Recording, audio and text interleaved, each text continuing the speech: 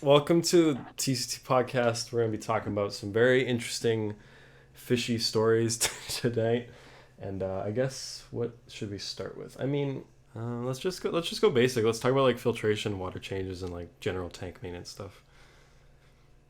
How often do you do water changes? I'd like to say once a week, but it ends up being more like once a week, and then I forget for 2 weeks, and then it becomes once a week once again. I do once a week with the Yeah, Python. It ain't too much work. yeah. It's not too much work. I just forget about it. Yeah. Especially now, I don't like normally when I'm at like when I got school. I'm like, all right, Saturday it's the weekend. I'll do it. But now I've got like no anchor to time, and I'm just like, oh yeah, I should probably clean my fish tank. Like with any tank, you obviously don't want to let it get to the point where it's bad, but Yeah. especially with big tanks like mine, you don't want to get to the point where that shit is bad and it's going to take you 2 hours to clean. Yeah. Exactly. So I'm quite happy doing 20 minutes a week, Yeah. 20, 30. I try to do them maybe once a month, maybe. Damn, we got the big I just variations here. and I mean I've gone months and months and months without changing water, and then there's some months where I change the water every week. Yeah. Sometimes it's out of boredom. Like I am bored as shit right now with this whole quarantine thing, so I think I might do a big ass water change tomorrow. Yeah. Um, Yeah. I think I'm gonna do some. yeah. I feed a lot of live. Um, When you feed a lot of live, Yeah, you want that makes sense. I mean, I feed what I consider to be a lot of fish food. I mean, for me, if my algae isn't growing and my animals, especially my non-sessile inverts, my corals and stuff, if they're happy and healthy, I see zero reason to do a water change. Yeah, I guess that how makes sense. much how much water do you change? Uh, when I do my 100 gallon, I do about 10 gallons. The Gotcha. biggest benefit I see to doing it is trace element replenishment, because I do add calcium carbonate to the tank. I don't test it; I just add it, which isn't recommended, but I do it. Um, but yeah, I do it just for the trace elements. I mean, in salt water, in the molecular soup that is ocean water, there's about 70 different trace elements and elements that are under 1 ppm that the most basic additives don't have. So I find just taking out 10 gallons and putting in 10 gallons of fresh seawater replenishes that stuff. Your molybdenum, your boron, your copper, all the stuff that may or may not help. I mean, no one's really going to sit there and try to figure out if it makes a difference, but I think it does. Fresh water, I almost never do water changes. With my tank, I don't have a set amount that I'll take out. I use my Python to remove as much from the bottom, and when I feel like the bottom looks good, that's when I stop. Yeah, I do basically the same thing because I'm just like, all right, get all like grossness, and I'm like, yeah, that looks about right. And I Did you? I usually suck up a fish, but they're usually fine. So I I couldn't. did a deep clean of my blackwater tank, and I regretted it as soon as I started doing it. That shit was nasty. Oh, I know, man. I did a deep clean on my tank a few months back. Yeah. That shit took me 3 hours. It Yeah. was 3 hours. I plugged my sink. My toilet still isn't flushing as good. oh my god, There was so much trash in there. There's no point. If it ain't broken, Yeah. don't fix yeah, it. it's That's freaking. my whole. I just chuck more leaves on top, like. Well, with me, it's mostly that half of my fish are hiding underneath something. Yeah, that's fair. So I try to. They're always dragging all the food underneath, and then they make a mess and shit. No, my tanks are pretty crammed with plants, so I usually like I'll look at it. I'll be like, I mean, this like it looks like the water's like pretty much crystal clear. The fish are all swimming happily. The plants are doing fine. I'm like, do I really need to do a water change right now? Like whatever. And then I'm looking at You, the you just probably don't. just top it off, right? You know what I need to do that I keep forgetting? Just clean the outside of the glass because it yeah. looks like shit right now. Oh man, that's like one thing I'm so OCD on. If there's a water spot, I mean, I have like little spray balls and squeegee yeah. for all my tanks. I do it at least once a day. Oh yeah. Really? That is something I do. Yeah, if there's a water spot, like if I look over and I see a water spot in my aquarium and I'm watching TV, I can't Just settle down. I can't focus until I go up and take care of that water spot. I'm looking at That's why about. yeah. I'm sitting here looking at 30 water spots. How do you live like that, I man? don't think I have How are you that degenerate? How low have you gone in your life that you can just be okay with water spots on the front of your tank? You know, God, man. there's not an easy answer to that question. I don't have any water spots. There's some dried up crusty duckweed in that corner, but other than that, These are just degenerate, man. You guys need Jesus. I'll give it a rundown tomorrow morning. I'm What? I'm looking at my little 2-gallon wall stat right now, and I mean I changed the water once in the last year, and there's a water spot on it, and so I'm gonna get up and clean it real quick. Hang on. What do you use to clean the glass on the outside of your aquarium? I use a spray bottle of water and a paper towel. yeah, Or I squeegee. do this. I do the same thing. Probably shouldn't use that Windex bottle I'm holding right now. Make sure you get some in the tank. Yeah. That's called being a badass. See, what's funny is this tank, the glass is filthy. Like, I actually need to scrape it, but I don't give a shit. I just care about the water spots. And the white crusties on top. I hate the white crusties. Well, I'll be sure to do that tomorrow. It's an algae-ridden, Jealousy. snail-filled dump of an aquarium, but as long as the front of the glass is clean, I'm totally cool with it. We both have 2.5 swamps, don't we? Yeah. And we could talk about that. I don't think filters are necessary. I think stagnant water is the true pinnacle of the aquarium hobby. It's to actually have a miniature pond. My Blackwater has like the shittiest hob on it, and it was driving me nuts. So I literally just unplugged it. I'm like, let's see how this does. Well, that's the thing is I used to take care. I used to take care of a 50-gallon high-tech aquarium at my job. Mm-hmm. I mean, the thing had compressed CO2. It was full dosed. I mean, you know, had everything on there. You know, it was potassium, iron, all that good shit. It was a very pretty tank. It had T5s, bright red plants. I couldn't name half of them. It doesn't matter. Plant's a plant, but the canister filter conked out. It was probably offline for a month. Damn. Jeez. It's CO2 running and probably 30 fish in it, and it was fine. It was fine. Yeah, It was fine. I run into a lot of problems the minute I have any sort of canister problem, just because, just oxygen problems. Yeah, like that. Yeah. I was having that problem in my my swordtail tank because it didn't have a filter for a while, and I noticed like occasionally I'd see a fish gasping. I'm like, all right, I'm putting a shitty ass sponge filter on this thing. That's why I had that air stone in my Blackwater Yeah. tank. It was an 18-gallon tank with 30 fish in it, and the fish I could just tell just weren't getting enough dissolved oxygen. So I put an air stone in there, and bada bing, bada boom. I think I should do They that. were, I think I'm gonna do that for Blackwater because I don't think the filter barely like it's murkier with the filter on. Like there is nothing's getting like actually filtered out of it. Yeah, I run my aerator, my circulation pump, and my canister. Maximize that O2. my brother-in-law's 10-gallon. It's a 10-gallon tank. He has 2 Aquaclear 50s on it and a Coralia power head. Christ. I even told him, I was like, Justin, this is kind of extravagant. He's like, well, you know, I just want to make sure there's oxygen in there. And the tank is beautiful. Like, it has plants, and it has fish, and it's really cool. It's the tank that Matt, the bringer of Doom, was in before he came and killed all my fish. Maybe my tank was just too dirty. It came from too clean of water, and maybe that's what did it. Who knows? But yeah, I'm just like, bro, you got a lot of fucking flow in this tank. He's like, it's fine. I'm like, all right, man.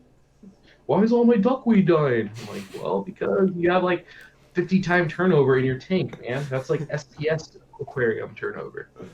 Well, the reason I have so many aerators is that I leave them on really low settings because I don't want a lot of surface disturbance because it pisses off the butterfly fish. Makes sense, yeah. So I kind of jury-rigged it to have lots of air in there, but not lots of surface movement. Only in certain areas where the butterfly isn't. It took me a while of fine-tuning, and I'm using paper clips to reduce the airflow of my Tetra Whisper, whatever. Why don't you take the power head pill? Get some power heads. I should. Go find like a cheap wave-maker and just have like a surge in your tank. You know, if you put those things on a pulse, it literally is like a wave pool at a water park. It's just like, boom. Oh, I've done that. Crash. Yeah. I had my massive circulation pump. I don't know what I was thinking, to be honest.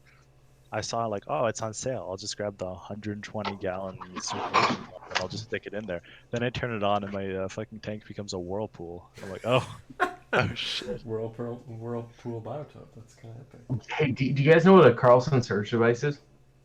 No. No idea. Oh, the Carlson search device is a really cool thing you can make. Here's a pretty good diagram how to make one. Basically, what it is it's a reservoir. I mean, it could be, you know, relative to your tank size, it could be a 5-gallon bucket, it could be a 30-gallon trash can. Basically, it draws water into this bucket or, you know, whatever reservoir above the tank, and then as it fills up, you can see that it has an air draw on that where 11 is. It's basically, it just functions just like a toilet. As soon as it gets to the top, it pulls the siphon and sucks all the water out and just basically dumps a bucket of water in your tank. And it basically makes a giant fucking wave. It, like, you know, it takes about 30 seconds to fill the bucket. So it's like every 30 seconds your water just has this giant surge go through it. It's the coolest thing ever. It was an old school way of doing you know, water flow. I'm trying to find a video of one running just because it's pretty sweet. Is before, you know, power heads and became kind of what they were. It was a way for people to kind of get some cool flow in their tank. Yeah, so just a word to any listeners with African butterfly fish. Don't do that. This is Or if you want to keep duckweed alive. I actually kept African butterfly fish until I met you, Oscar. It's like a dragon goby. It's just like that one ugly fish that was always like out there. You're like, why do people buy these things? I love them. And you do you. You do you. As long as you don't keep, you know, ornamental betas or something. Or like gourami. Gourami. Or gourami. Apparently, we don't like gouramis here. We don't like gourami. Again, just to clear the air, our listeners, our viewers, Funk has nothing against our gourami brothers and sisters. I think gouramis are pretty sweet. Yeah, they Except for got dwarf gouramis. I support. Yeah, dwarf gouramis. I mean, I had one, but But they're smashed. yeah, they are smashed. But some But people like smash fish, and we will judge them from afar. I'll judge them from up close too. Hey, Yeah, we made no clear. I like bratfish, Bratfish is a good fish. despite being like the ugliest swordtail of all time. I'm sure there's other ones. Yeah, no, out they there. totally are. Like, Well, let's keep the conversation going. I know we're under a little minor time constraints. So what else is on the plate? I think we want to talk about water testing. yeah, I was just gonna bring that up because we were just on the topic of maintenance. I think water testing kind of falls into that. I know when I first started the hobby, I would literally every time before water change, I would test the water, and now I haven't. I think the last time I tested my water was when I made the jararium video just to see how high the ammonia was when it started. Mm-hmm. That was the last time I tested my water. What do you guys think about water testing? I don't do it ever. Yeah. I don't do it ever. Yeah, maybe once or twice a year, just for the goofs. Yeah, I'll go stick like a little test. I'll stick a little test strip in there. I think it's something to see a lot of people, you know, fixate on is oh man, I got to check my ammonia every week. You know, I mean, parameters like ammonium nitrate are a non-issue unless something catastrophic happens to your tank. Yeah, because you think about this, like if your tank is cycled, if ammonia pops up, it's gonna get turned into nitrate anyways. So pretty quickly. yeah, Unless, yeah. Again, unless you have just a critical failure. Yeah, I like know. Well, if you know, you chuck a dead let's say- Oscar in a 10-gallon. So you have this like idea, like let's say you're barbecuing or smoking meat, so you got all this leftover driftwood, and you're like, oh man, this driftwood will get the water all nice and tanned. So I take the wood and you throw it in there, and you're smoking wood, and you drop your pH to 4 and kill all your fish. Like that's an example of how you crash a tank. I don't know anyone that would do that, like get drunk and throw barbecue smoky wood in their aquarium. I think that's a stupid thing, but someone might do it. You never know. If you have a new tank, I can see, you know, doing Yeah, a little bit of I water get testing that. or something. But at the point where my tank's been here for 2 years and I do the same thing pretty much every week, nothing's realistically going to change. Yeah, Um, I can understand, like, say you do something really different in your tank and then, like, shit hits the fan, I can kind of understand it then, but, like, there's no point of doing it weekly. Like, your tank has to be pretty freaking unstable if you have to do it weekly and be like, oh gosh, my ammonia is so high that the freaking test kit is, like, acid green. I better do 100% water change. Like, It's also bigger your tank is, more water you have in there, the less likely something's going to affect it yeah, drastically. sure. So I have 75 gallons, and I don't know what's going on in that tank that would possibly change those readings significantly. I also, even if you are going to test a tank, I do have like one of those, you have a water testing kit to test a few things, but I would never use a test strip. They're so unreliable, it's kind of ridiculous. Half of those, it's just I wouldn't use one. I don't think I've ever used it. But like, yeah, another thing you can like, okay, my 10 gallon is my swordtail tank is pretty like it's overstocked, but there are so many plants in there like there are plants and snails like literally the second a fish dies, it's gone in like 10 minutes, so it really doesn't affect anything. If I had a fish die, it would definitely have an effect. Yeah, because you got big boys. I just beat the system by not having my fish die. Yeah, that's a good way of doing it. Or you can just have hatchetfish that kill each other, and then the mystery snails consume their corpses in 30 seconds. I really don't get very much aggression in my tank at all. Yeah. Which is funny because I have a tank with large predators, but hatchets are secret killers, man. Sometimes my anastomas chase each other around a little bit, but never in a really aggressive way. Yeah. Sometimes my stenopoma poke at each other, but never in a way where I'm worried about them. Honestly, like, no real aggression. Yeah. Well, my saltwater fish are next to each other. I've actually had not the best luck lately with both my tanks. Blackwater tank was completely wiped out. My saltwater tank, I lost like 5 butterfly fish in the span of 48 hours. But it's one of those things like I know 100% exactly why it happened, and it was just me being lazy and not quarantining. Like I have a reputation on Discord on a lot of places for being a little cavalier with my husbandry. Oh, don't test, don't change the water. That's stupid. Blah blah blah blah blah. Throw this inappropriate fish in a small tank. It's got won't grow. But quarantining fish, especially marine fish, is fucking important. And if you don't do it, you are a moron and you will kill all your fish, as I just did. Yeah. Fun fact. If Funk kills all his fish, you will kill all your fish. Yeah, I kill my fish, you're fucked. I definitely do a bit of quarantining sometimes. I have a spare 20 gallon I'll set up if I'm worried about something. Yeah. Sometimes I just move the fish straight in. There's some fish where I know that they're healthy because I know the people I bought them from, and they're a fish that stresses a lot easier, so I'm just gonna move them straight in. Yeah. I don't quarantine freshwater fish. That's stupid. I don't even acclimate freshwater fish. That's stupid. But bro, I didn't even acclimate. We got neon tetras and we just threw them in and they were fine. Like it's really not necessary. I mean, you definitely want to float a bag to adjust the temperature. I mean, obviously there's some fish that don't give a shit, but there are some that do.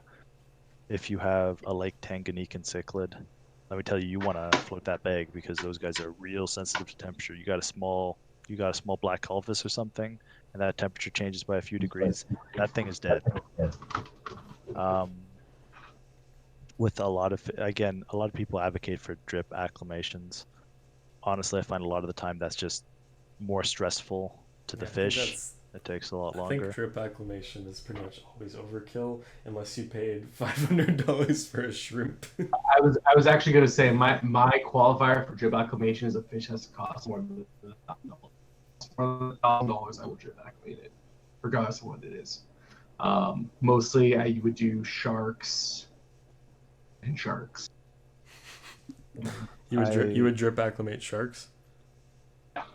Yeah, last $1,000 fish I bought was a tasseled wapigon. It was pretty sweet. I don't really do a drip acclimation. Sometimes I'll do kind of, I don't know, like a ghetto drip acclimation where I'll scoop water in and slowly. I've done that before. I did that when I first got shrimp because I was like, oh no, they're gonna die. I don't do favorites, but I do that with. So I'm such a badass though. I dump the tank water. Yeah, I'll dump like the bag of water in my tank though. That's not badass, right? Damn, you're pretty badass. Oh, no, bro, no. Funk, no. I've done that before though. Not from PetSmart. If they're from PetSmart, no, the fish is coming out of the bag in my hand and getting chucked in the tank. Yeah, no, I know how fucking dumb my pet stores are. I'm definitely not gonna put their water in there. My experience is that kind of it's just like bacteria. Pathogens, especially protozoan, which is my arch nemesis in the world of diseases in aquariums. The shit doesn't exist in the water column. It just doesn't. So I have no issues dumping anything from a bag in the tank. Like the chances to be fair though, like if the fish what am I trying to say? Like if you got the fish from the store, the chances are if your other fish are gonna get a disease from it, it's probably from the freaking fish and not what was in the water. So like, you know what I mean? Like, and my pseudoscience here, I'm sure someone will be like, well, actually, it's like when you go to the fucking grocery store right now, like you're breathing the air around you. There's not much COVID in the air. It's in your lungs, and you breathe it onto people if you're close or you touch a surface. Yeah. It's not actually in the air. It can't stay in the air for a little bit, but there isn't much of it. Well, actually, I assume that's a low proportion of infections. I think I get the point you're trying to make, whether it's scientifically accurate or not. Well, what I usually do is that if I want to put a new fish in and I want to get rid of any sort of things I'm worried about in the water, I'll put them in kind of a bucket, and then I'll take each one out individually in my hand, and I'll quickly dump them in a vat of bleach, and then I'll put them in the tank. Well, fun fact, I don't own an aquarium mat. Every fish I get, I just pick up with my hands and put in, or just dump in the bag. I have a net, but I don't use the net. Like I feel like it's less like. I use my net a lot. I ain't trying to get bit. Well, yeah, because I keep tiny boys. Like my betta does not like to be caught, though. I try to catch him because he gets screwed up, and then I'm like, all right, let's take a look, and then he flops out of the tank and onto the floor. Did I tell you the story of when I bought my rope fish? No. I was at a different LFS than my usual one, but they had really good sized rope fish for a good price. Mm-hmm. So they had 2 rope fish there, and I bought both of them. And one side note is that they were keeping their rope fish in separate tanks because they thought they would fight. To anyone who keeps rope fish, they're very, very social. You'll want to keep them together. So it's like just Corey separate. Yeah, it's like keeping Danios separate and just being like, they'll fight. They'll fight.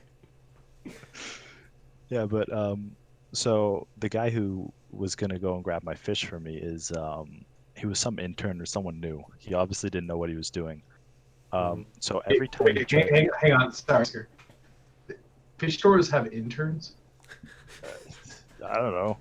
Either that or he's some minimum wage dude who didn't know what he was doing. We used to get high school slaves. We'd have them work for store credit. Probably illegal. Sure. Maybe he was one of those. Whatever he was, man, he shouldn't be doing what he's doing without a little bit more training. Because both of my rope fish ended up on the floor when he was taking them out. And my favorite part was so the first one he scoops out. He's trying to use this tiny net to pick them up. So he grabs it. He grabs a bigger net. He picks them up. He scoops it up. The minute he takes it out, this rope fish just jumps out on the floor and starts slithering around the shop. And so this guy's just chasing around to grab it. So I go and pick it up and I, put it in the bag. And this guy's like, okay. And then I'm like, can I help you with the second one? Can I, scoop it for you or something? He's like, no, don't worry. I got this. The second one ends up on the floor and I have to pick it up. What else? Yeah, so testing is just kind of going back to the original, conversation is, there's so many people just fixing on parameters, and there's a certain echelon, a little group of hobbyists that they do this thing I call it parameter chasing. They read online, oh, my pH has to be 7.2, my carbonate hardness has to be 8, and it's 7.5, and they start course correcting. Yeah. Adding chemicals, changing water, doing all these things, and fixing on this perfect set of parameters that they saw online, and it just leads to just way more issues, and just it kills. Even if it doesn't, they're doing the right thing, it just kind of ruins the fun, man. If you're sitting there just through parameters and having to go buy chemicals and add chemicals all the time, and you can't go on vacation because you're worried the chemicals aren't going to be right. it's like what's the point of having an aquarium Like, if it runs your life? It should not be. You Like, own the aquarium. It shouldn't own you. yeah, like fish keeping should be fun. Like if you're like, oh god, my freshwater tank is gonna crash because my pH has went up to like 7. Like, bro, just no, calm down. Like it's gonna be okay. It's stupid. Don't shrug off maintenance though. Yeah. Oh yeah. No, yeah. Don't do that because that's just dumb. There's a common theme that I think we all are pretty much aligned on, is that we overfilter.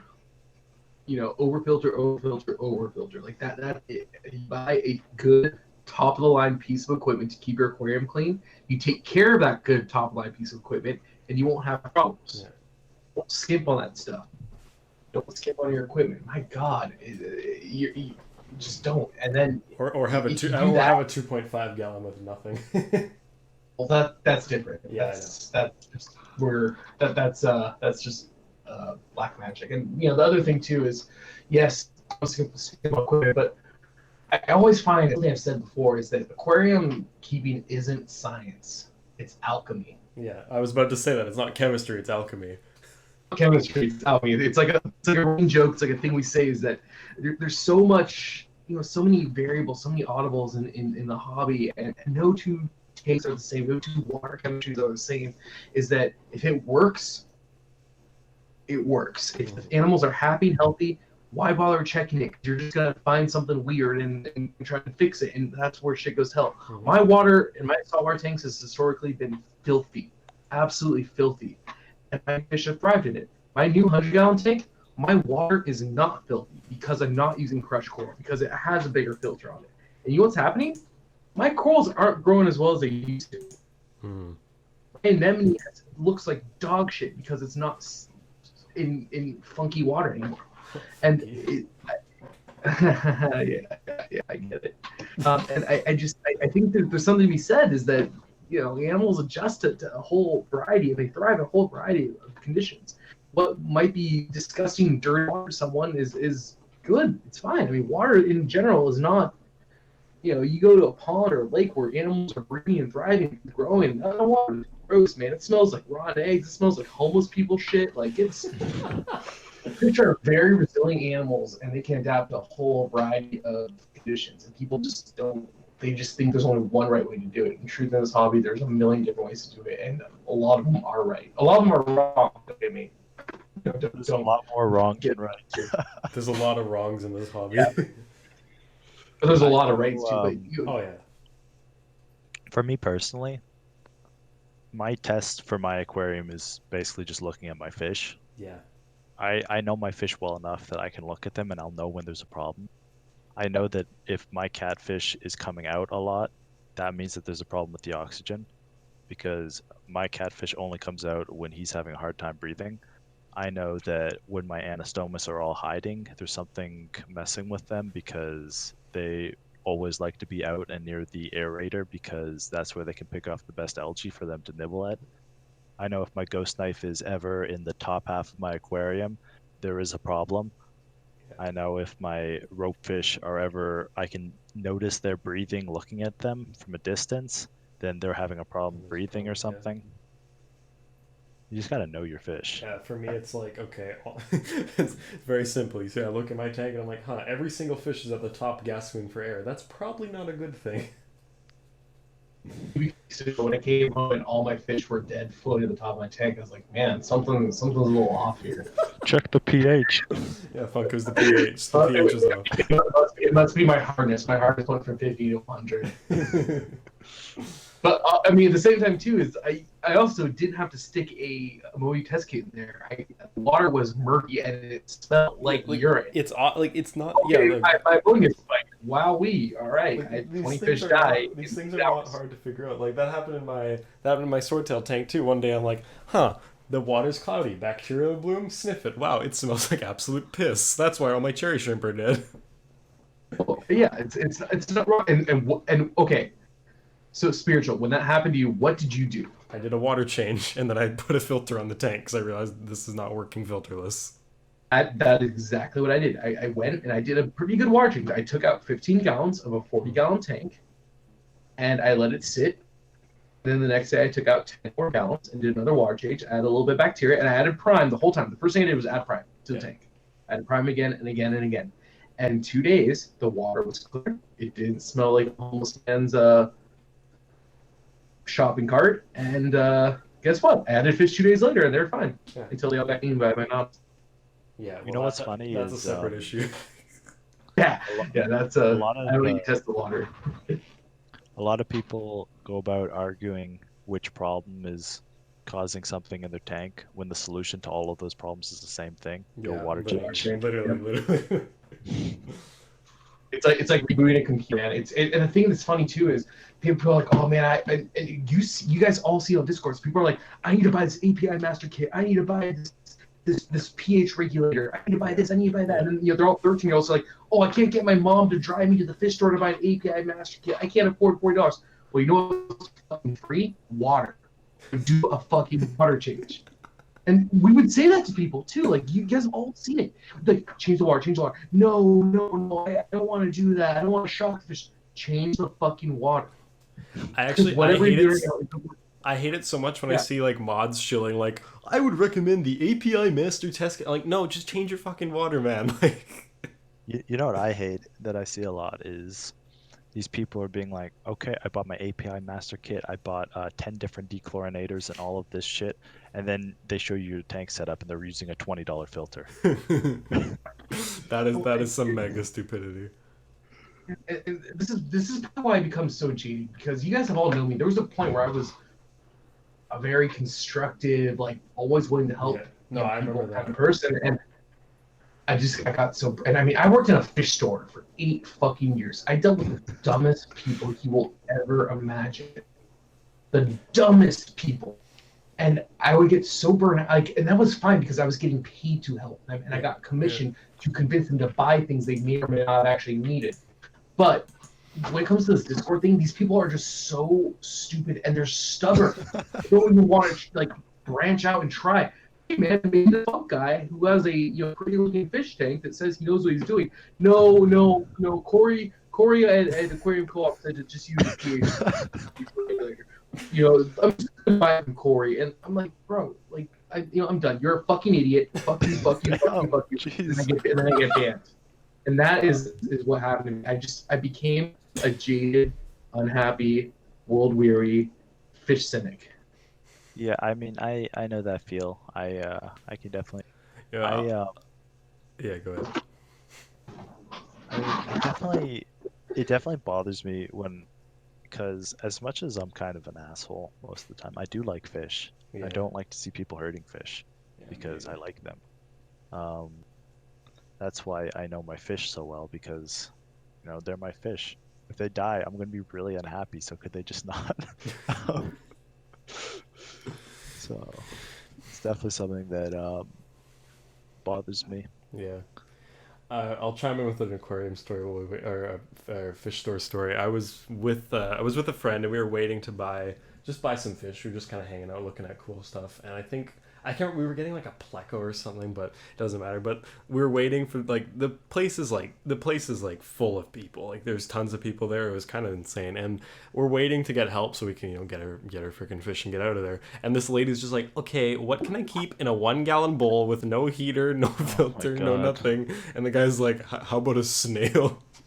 She's like, I don't want a snail. How about a betta? And they're just like, yeah, but it would be better if you no.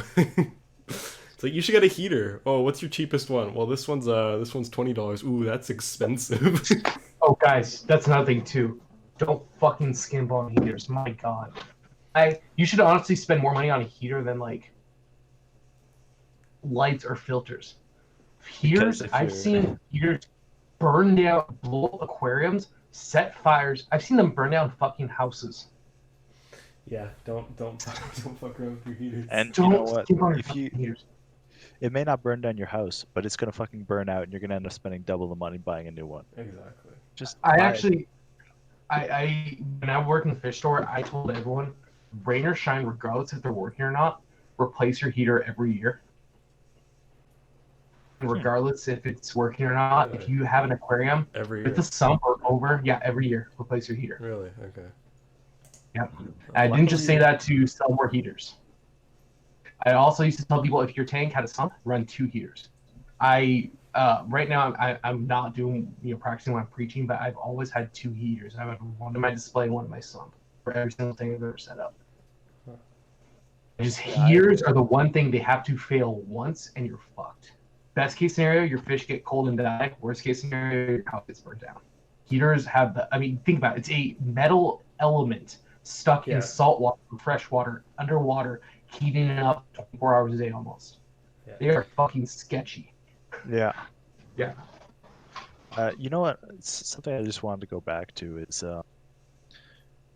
Brendan, the story you were telling me about in that fish store. Yeah.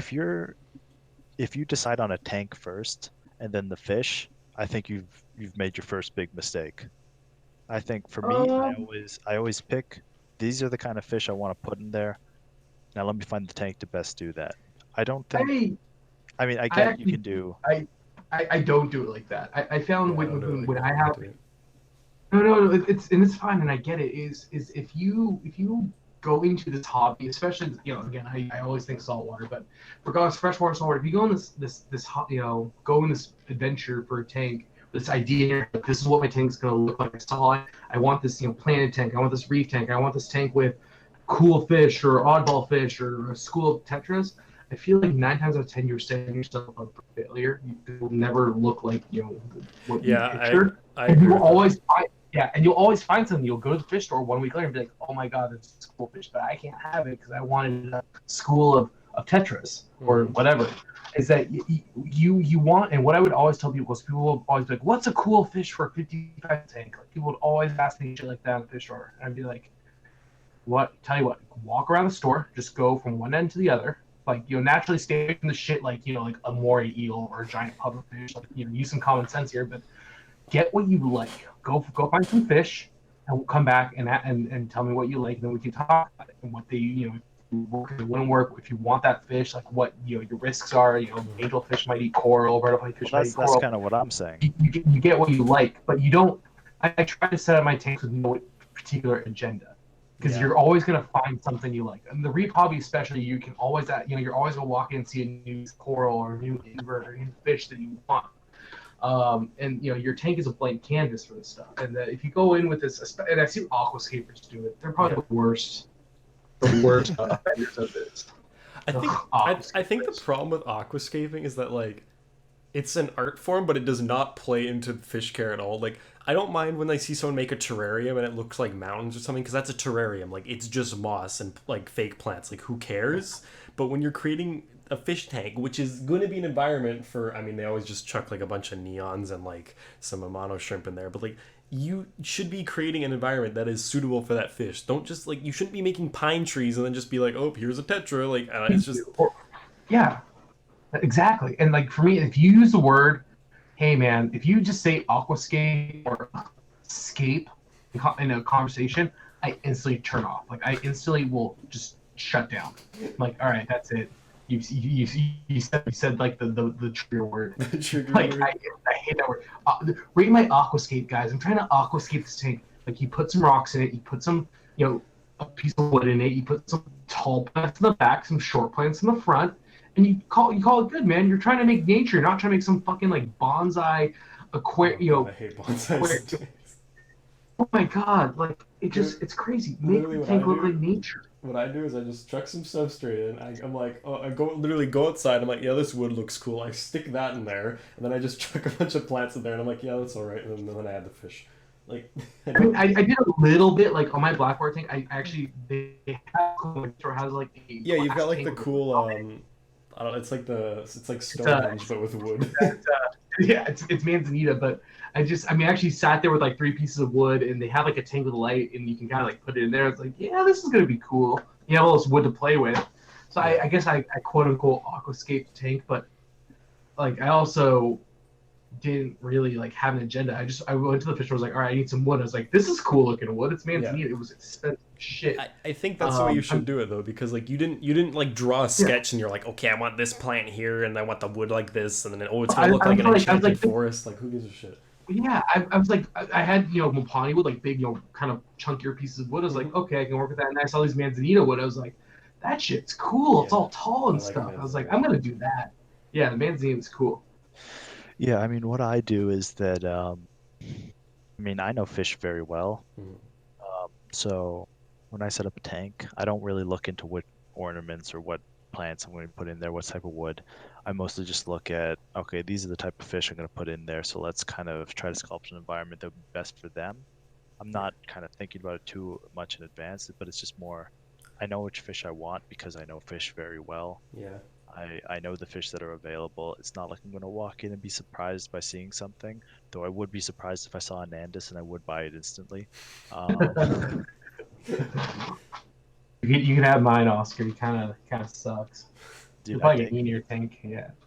But that's the problem too. Is I come from a place where, I mean, not right now, of course, but traditionally fish inventory is very. I mean, most fish stores get 3 to 4 shipments a week from different suppliers, and it's always weird, wacky shit. It's not like it used to be. It used to be the fucking Wild West, man. Like you get blue ring octopus and Oh my giant God. sharks. Dude, you get some. You could buy a blue ring octopus for like $20. Like I shit you What not. the fuck? I shit How you do you not. keep a thing you can't touch? They almost always die. Yeah, you just keep them in a critter keeper in your tank, and then they just die in a couple days. But it's kind of cool for a couple days. Best pet of all time. Well, dude, Brendan, you saw my octopus tank, right? No, I haven't. What? What? Have you never looked at my YouTube? I've never seen the octopus tank. I've seen 4K hoots, but I don't think I've seen the octopus tank. You should go through my channels. I got like all kinds of bullshit. Here, Well, hang on. Let me. Funkateer one.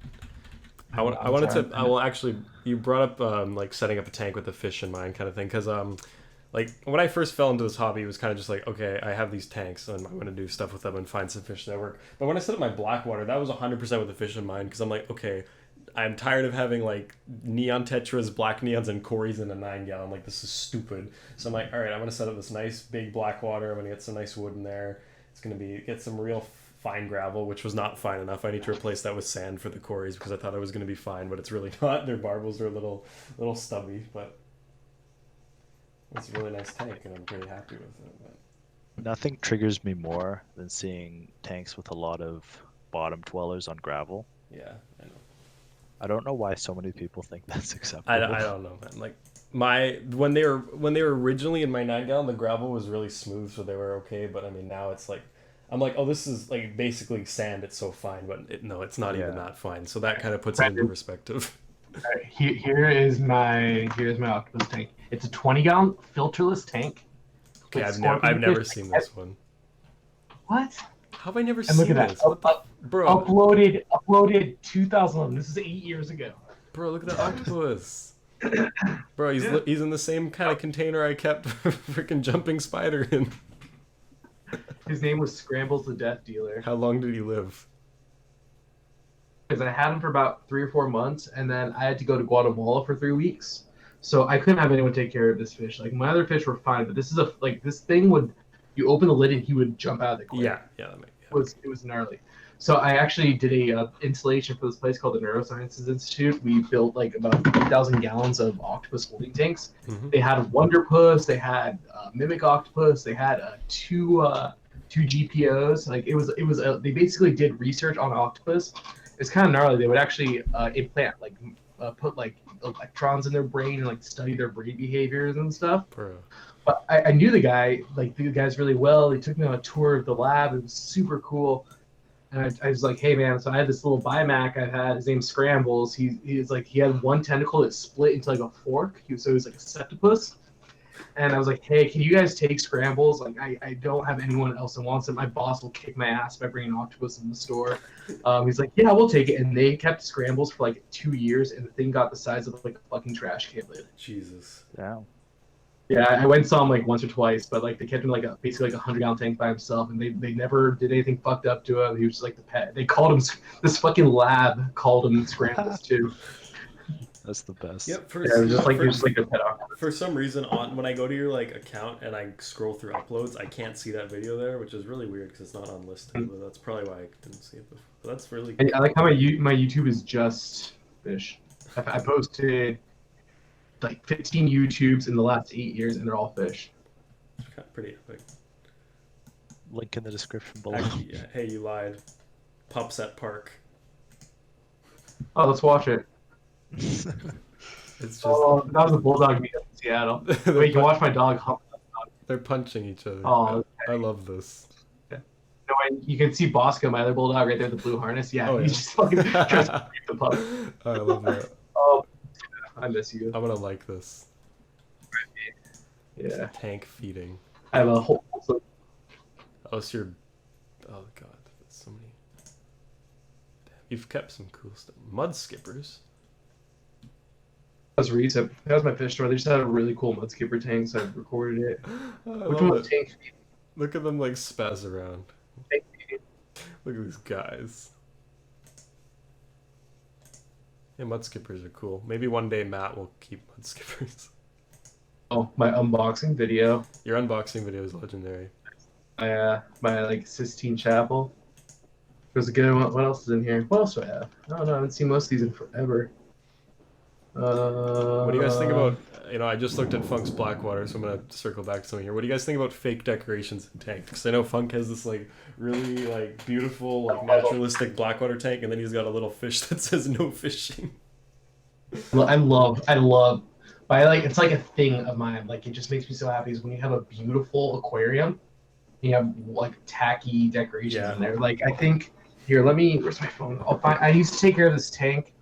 The one with Frenchie, the French Angel. It was a 300-gallon tank. It was all artificial coral. It was actually, I thought it was a really nice looking tank. Yeah. It was very hard to keep because out of plenum, but I used to put little submarines in it.